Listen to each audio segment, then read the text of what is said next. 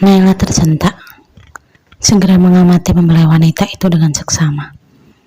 Benar kata kakak iparnya, ia memang terlihat berbeda, lebih padat dan berisi.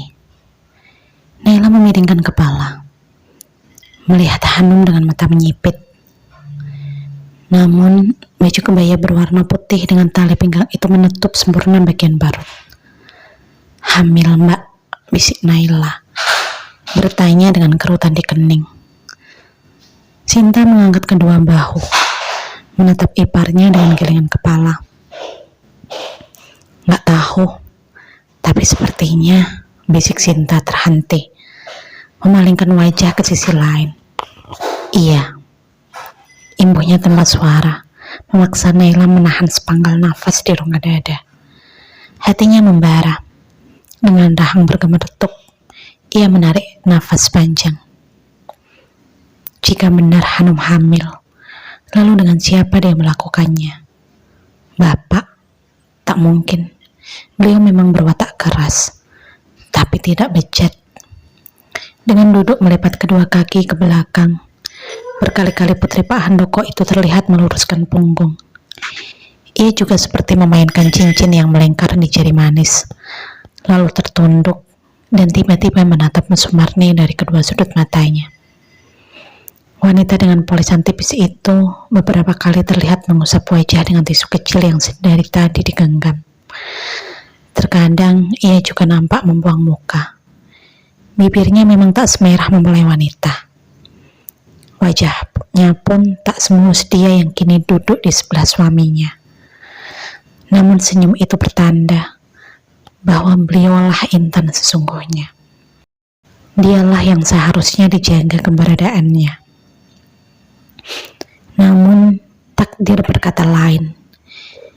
Ia yang selalu menjaga kehormatan suaminya itu harus tersingkir oleh seorang wanita muda yang juga senantiasa disayangi layaknya anak sendiri.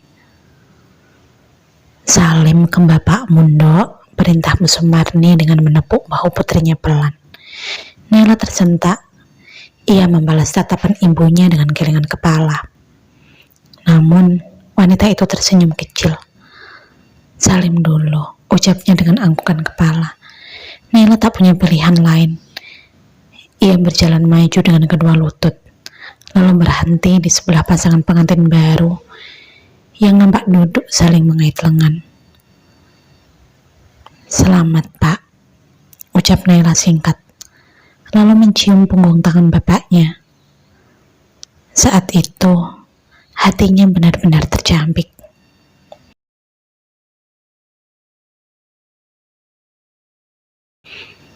"Bapak nggak ikut sarapan, Bu?" tanya Naila, memecah hening saat mereka tengah duduk melingkar di depan sebuah meja makan. Bu Sumarni nampak sejenak menatap Naila, namun tak segera menjawab pertanyaan putrinya. Ia hanya tersenyum, menambah sayur asem dalam piring, dan kembali melanjutkan makan. "Bapak masih di rumah Hanum?" Naila mendengus. "Iya, Bapak memang telah menyiapkan satu rumah untuk istri mudanya itu. Tak jauh, bahkan masih berada di kampung yang sama. Rumah yang tak begitu besar, namun cukup mewah dengan segala fasilitas."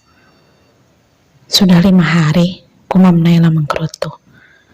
"Wajarlah, pengantin baru," timbal Bagas, memaksa Naila menatap kakak lelakinya itu sengit. "Emang kenapa kalau pengantin baru?" Bagas terlihat menggelengkan kepala. Lalu dengan tawa kecil, ia menjawab perkataan adiknya. Seperti tidak pernah merasakan saja.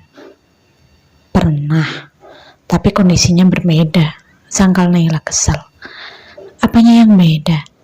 Sama-sama pengantin baru kan?" ujarnya berkelakar, memaksa Naila menarik nafas panjang. Pun begitu dengan Sinta yang terlihat menatap suaminya tak suka. "Lelaki kalau tujuannya sudah terwujud, lupa janji untuk berbuat adil," ucap Naila tiba-tiba setelah beberapa menit saling bungkam.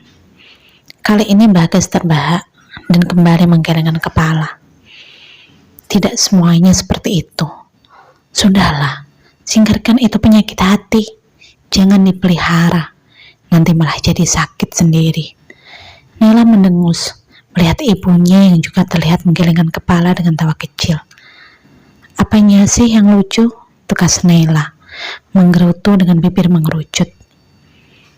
Benar katamu, Mas Mundo. Sudahlah, biarkan Bapak menjalani hidupnya. Bapak sudah tua, tak masalah jika beliau merasa bahagia. Timpal Ibu menatap putrinya dengan anggukan kepala. Tapi bagaimana dengan Ibu? Ibu baik-baik saja. Apa kamu pernah melihat Ibu menangis? Tidak kan? Itu karena Ibu memang sudah legowo. Biarlah, Dok. Umur ibumu ini sudah hampir 60 tahun. Jika usia Nabi saja hanya 63 tahun, maka bila Ibu dikasih lebih, itu hanyalah bonus. Tapi jika kurang, bisa dihitungkan tinggal berapa kali lebaran lagi, ucapnya terhenti. Bu, sungut Naila berkaca-kaca. Tiba-tiba hati itu terasa perih saat ibunya berbicara tentang usia. Bukan karena ingin menyangkal takdir, tapi bila hati itu benar-benar telah tiba, bagaimana ia bisa melewatinya? Dok, Ibu sudah tua. Tak ingin memikirkan lagi hal rumit seperti itu. Ibunya ringan. Tuh, dengar. Ibu saja legowo kok. Kamu yang kebakaran jenggot. Timpal Bagas gusar. Wajar kalau sikapku seperti ini, Mas. Yang aneh itu, anak laki-laki dewasa yang tiba-tiba membela ibu tirinya, ucap Naila. Memaksa semua yang ada di sana terlihat menahan nafas bersamaan. Pun begitu dengan Bagas, yang kini terlihat beberapa kali mendengus keras. Apa maksudmu? Tukasnya, mendelik menatap adik perempuannya. Naila bergeming. Ia balas tatapan kakaknya dengan mata yang membulat pula. Beberapa hari ini, dia sudah menahan untuk tidak mengatakan. Namun sikap Bagas menguatkan bahwa dugaan itu bukan omong kosong belaka. Maksudku, sudah jelas kok, sergah Naila dengan urat wajah menegang. Bagas nampak mengepalkan kedua tangan di atas meja. Wajahnya memerah dengan rahang yang mengeras. Jelas sekali terlihat ia sedang berusaha meredakan murka. Hanya karena aku mengizinkan Bapak menikahi Hanum, kau menuduhku seperti ini? Tanyanya dengan nafas tersenggal. Dok, jangan seperti itu. Minta maaf pada masmu. Timpal Bu Sumarni dengan nada meninggi. Kenapa aku harus minta maaf, Bu? Sikap Mas Bagas tak wajar. Suruh Mas Bagas menjelaskan apa yang sebenarnya terjadi. Tukas Naila sejenak mengalihkan tatapan pada ibunya. Tak lama sebelum akhirnya kembali melotot pada kakak lelakinya. Mas, tanya Sinta tertahan. Matanya berkaca-kaca. Bagas menoleh dan berbisik pada istrinya. Kamu tidak percaya padaku. Aku tidak ada hubungan apa-apa dengan Hanum. Sinta nampak menggelengkan kepala. Dengan suara tersenggal, ia membenarkan kecurigaan adik iparnya. Tapi benar kata Naila, kamu berbeda, Mas. Kamu sangat sibuk mempersiapkan pernikahan ini. Dan perhiasan itu, bahkan 2 hari kau rela berkeliling mencarinya. Ini tak wajar. Hanya karena itu, percayalah, tidak ada apa-apa. Sudah, cukup. Percayalah, Bagas tidak akan mengkhianatimu, Dok. Timpal Bu Sumarni menatap lembut menantunya. Wanita dengan rambut yang selalu tersanggul rapi itu terdengar menghembuskan nafas berat. Dok, minta maaf pada masmu. Tapi Bu, minta maaf pada masmu. Tandasnya cepat. Tak lagi memberikan ruang pada putrinya untuk mengelak. Di saat mereka tengah menunggu ucapan maaf itu terucap, terdengar seorang mengucapkan salam dari arah pintu yang ditutup rapat. "Assalamualaikum." Bu Sumarni tanya.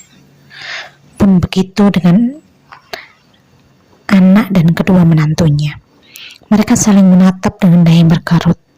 "Waalaikumsalam," sahut Bu Sumarni, seraya bangkit dan berjalan menuju pintu. Wajah Pak Handoko terlihat sumringah. Pun begitu dengan sang istri muda yang nampak berdiri tak lepas dengan lengan suaminya. Saat itu, seketika Naila dan Sinta membuang muka. Namun tidak dengan Bagas dan Dika yang menyambut bapak dengan senyum ringannya. "Masuk, Pak," ucap Bu Sumarni setelah mencium punggung tangan sang suami. Pak Handoko nampak mengelus rambut istrinya yang tersangkul rapi, lalu mengajak Hanum berjalan memasuki rumah. "Alhamdulillah, Hanum nyidam," ucap Pak Handoko tiba-tiba, membuat langkah Bu Sumarni terhenti seketika.